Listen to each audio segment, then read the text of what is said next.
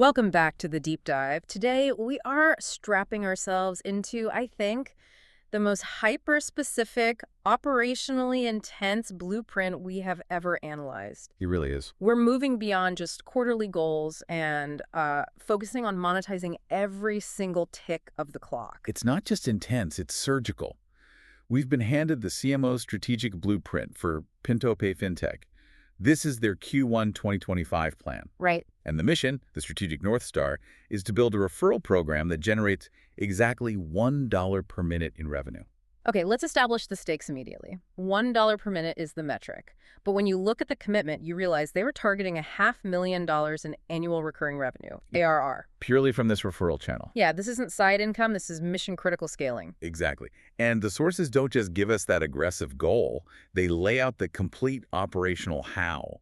This deep dive is about understanding the detailed mathematics, the specific audience they are hunting, And the timeline. and the 90-day execution sprint required to turn a lofty daily target of $1,440 into a completely predictable income stream. So let's start where any good blueprint must. The economics. The entire system is built on Pintopay's existing commission structure. What are the financial levers they are actually pulling? Well, they have a really powerful combination of immediate and long-term income streams. The structure offers two primary commissions. Okay. First, there's an immediate 25% commission on the card issuance fees. And second, and this is the strategic jackpot, a 0.2% commission on the user's lifetime spending volume. That 0.2% is what the finance world calls mailbox money. It's that residual income that keeps paying whether the affiliate is actively recruiting or not. It's the key. So if we assume the average card fee is, say, $120, that initial 25% translates to a $30 commission per successful referral. Right, just for sign up. Right. And if we look at the pure math of their initial analysis, what the blueprint calls Scenario A, a card issuance focus, the required volume is almost absurd. How so? To hit that $1,440 daily revenue goal solely through activation fees, they would need 48 successful card activations every single day. 48 new customers daily, and the blueprint assumes a 10% conversion rate from click to activation, which, that's already optimistic. Very optimistic. That means Pintopay needs 14,400 referral clicks a month. That goal seems almost impossible for a startup referral program. What happens if that 10% rate slips to, say, 8%? That is precisely the strategic flaw the CMO identified. And that analysis, well, it led to the true genius of this plan, the hybrid model. Right. If they rely only on activation fees, they risk everything on maintaining that one single high conversion rate. So how does the hybrid approach mitigate that risk? They intentionally reduce the dependency on conversion. Instead of 48 daily activations, they only target 30. 30. So that generates $900 of the required $1,440. Exactly. And this fundamentally shifts their risk away from just acquisition speed and toward attracting high lifetime value, high volume spenders. So 30 activations gets them the $900. To generate the remaining $540 needed to hit that minute-by-minute goal, they need to activate the lifetime spending commission. Correct. To generate $540 daily at a 0.2% commission rate, the new referred users have to collectively generate $270,000 in daily transaction volume. Wow. That realization, it just transforms the entire strategy. They are not looking for casual users. They are intentionally hunting for volume spenders, the true whales. That's the pivot. The math forces their hand, really. If they need that much daily spending volume, they can't just aim for broad appeal, which moves us directly into the hyper-focused audience segmentation. And this is where the strategy becomes a masterclass in digital ecosystem analysis. The blueprint identified 5 primary high-value user segments, and they know exactly where each group gathers online. Let's look at the biggest volume drivers first. Who are they going after? The first, and I think the most obvious one, is crypto traders. Makes sense. They need instant crypto to fiat conversion, and they execute high-frequency transactions. So acquisition is ruthlessly targeted toward places where money moves fast.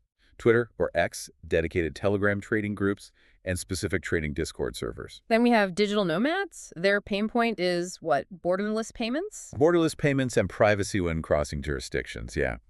Their acquisition strategy targets places like Reddit's Our Digital Nomad and specific nomad forums. The messaging is all about solving the core problem of international fund access without all the fees. Okay, the third segment is the privacy advocates. This group probably cares less about volume and more about the no KYC requirement. Absolutely. That's a key product differentiator for Pintopay. And they're sought out in highly specific ecosystems, privacy subreddits, crypto privacy forums. When you appeal to this community, the value prop isn't about saving money. It's about control and anonymity. And what about the professional money movers? That brings us to e-commerce sellers and freelancers. The e-commerce sellers, they need robust business payment solutions. They're targeted in like niche Shopify groups and Amazon seller forums. And the freelancers, who are often paid large sums in crypto and need an easy on-ramp to spend that money in the real world. Acquisition for them focuses on communities around Upwork and Fiverr. The common thread across all 5 segments, and this is what really stands out for you, the listener, is the incredible specificity. It's not vague targeting at all. No, it's identifying 5 distinct, high-volume watering holes and tailoring the message and the channel for each one. So if those are the targets, where does Pintopay point the cannons to generate those 14,000 clicks a month? Let's get into the multi-channel marketing blitz and the budget supporting it. Okay, so the social media blitz is expected to bring in a massive 40% of the traffic. This isn't just passive posting, it's industrial scale. What does that mean, industrial scale?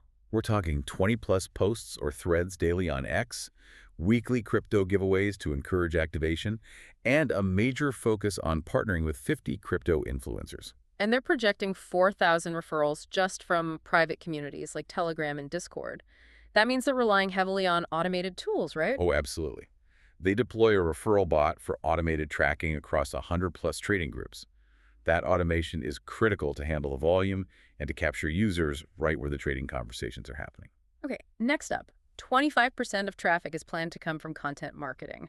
This is the credibility play. This is the slow, steady engine. They commit to 3 SEO-optimized blog articles per week, weekly YouTube tutorials, and monthly Reddit AMAs in large subreddits. So this is for the user who is already searching. Exactly, the high-intent user who is already gathering information. Then we have 20% of traffic allocated to affiliate partnerships. I want to spend a moment on the tiered bonuses here. The jump from 25% to 35% commission for high performers. That's a huge incentive. It is a deliberate and, frankly, brilliant tactical move. It flips the script from passive referral to active incentivized selling. They aren't just rewarding recruitment, they're rewarding consistent performance. Turning their best affiliates into full-time sales channels. That's the idea. And they provide comprehensive marketing toolkits to reduce the friction for those affiliates to get started. Okay, finally, 15% of traffic is for paid advertising. This is the most controllable channel, but it's also where they're putting the most cash. It shows their commitment to volume acquisition early on. They've budgeted $3,000 a month for Google Ads, targeting high-intent phrases like crypto debit card. And another $2,000 for Facebook and Instagram lookalikes. Yeah, to expand the audience. And then $1,500 for native ads on industry platforms like Cointelegraph. So the total monthly marketing budget is $15,000, expected to generate $43,200 in revenue. That targets a strong 2.88x ROI. But paid ad is the single biggest spend category at $6,500. Are they confident the ROI on those lookalike audiences will be high enough? Well, the confidence is built into the 90-day plan structure. They know they can't run this spend blind.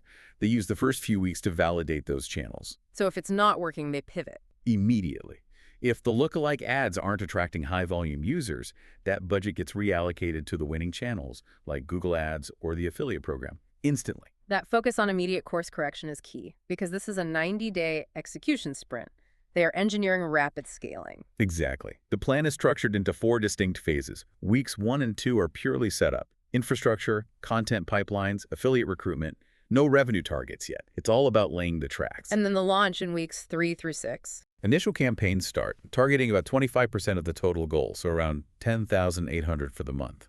It's a proof of concept phase to see which of those 5 audiences is converting best. Then they hit the accelerator for scale. Weeks 7 through 10 are about doubling down on the winners and optimizing the funnels, pushing the target up to $28,800 per month. And the final push is the optimize phase. Weeks 11 through 13 are all dedicated to fine-tuning, aggressive A/B testing, retention programs, and upselling strategies designed to hit and then surpass that final $43,000 monthly goal. None of this rapid-fire execution works without a robust tech stack, though. Let's talk about the tools.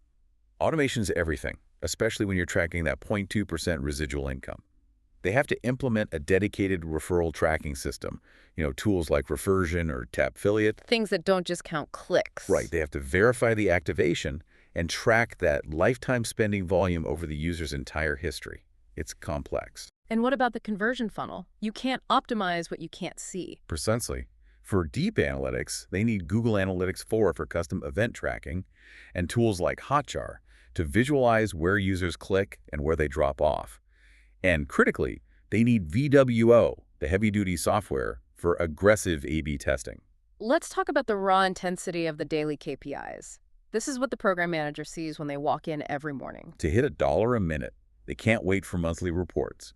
They need to see a minimum of 480 referral clicks daily to feed the top of the funnel. And 48 of those need to become activations. 48 activations, and they need to see that $1,440 daily revenue number constantly updating.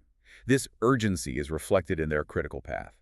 In the first 7 days alone, they have to set up the software, launch Google Ads, and contact 20 influencers. A full deployment in 1 week. It's the operational tempo of a business built on urgency. Okay, we've focused on the rocket ship launching, but a true CMO blueprint always plans for failure. What are the major risks they identified? The CMO identified 4 major risks. The first is the one we already talked about, a low conversion rate. And the fix for that? Aggressive weekly A/B testing of every single landing page element and offering a sign-up bonus to push indecisive users over the line. If the funnel leaks, they patch it immediately. The second is affiliate churn.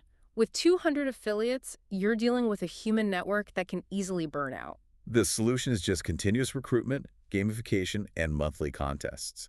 They need a pipeline of new affiliates always ready to take the place of those who drop off. And given the crypto fintech space, there's always the risk of ad platform bans where a channel just shuts you down overnight. Right, and the mitigation for that is pure channel diversification. If Facebook or Google bans them, they have 4 other functional acquisition channels already running. And finally, fraud. They mitigate fraud referrals by implementing KYC verification and closely tracking activation patterns before paying out any of those residual commissions. That continuous monitoring is key to actually operationalizing this goal. I love that they plan to create a live dashboard to track it all in real time. That dashboard is the physical representation of the plan's urgency. It won't just track monthly numbers. It will feature the current hour revenue, tracking toward $60 an hour. A daily progress bar for the $4,440 target, and an affiliate leaderboard. It connects the action directly to the outcome every single minute. So what does this all mean for you, the listener?